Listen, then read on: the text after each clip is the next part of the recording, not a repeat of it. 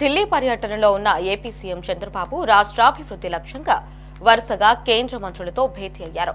తాజాగా ప్రధాని మోదీతో భేటీ అయ్యారు. దాదాపు గంట పాటు ప్రధాని మోదీతో సీఎం చంద్రబాబు సమావేశమయ్యారు.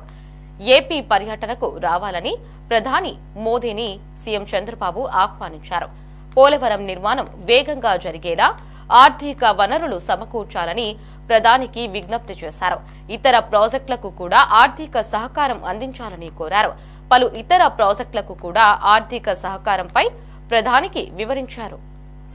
మూడోసారి అధికారంలోకి వచ్చిన తర్వాత తొలిసారిగా ప్రధాని నరేంద్ర మోదీ ఏపీలో పర్యటించనున్నారు. జనవరి 8న ప్రధాని మోదీ ఏపీ పర్యటనకు రానున్నారు. 85,000 కోట్ల ప్రాజెక్టులకు ప్రధాని శంకుస్థాపనలు చేయనున్నట్లు తెలుస్తోంది. విశాఖ రైల్వే జోన్ కు ప్రధాని మోదీ శంకుస్థాపన చేయనున్నారు.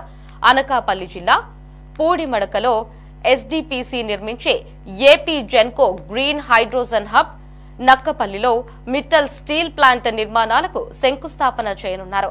నవంబర్లో జరగాల్సిన ప్రధాని పర్యటన తుఫాను కారణంగా వాయిదా పడడంతో శంకుస్థాపనలు నిలిచిపోయాయి.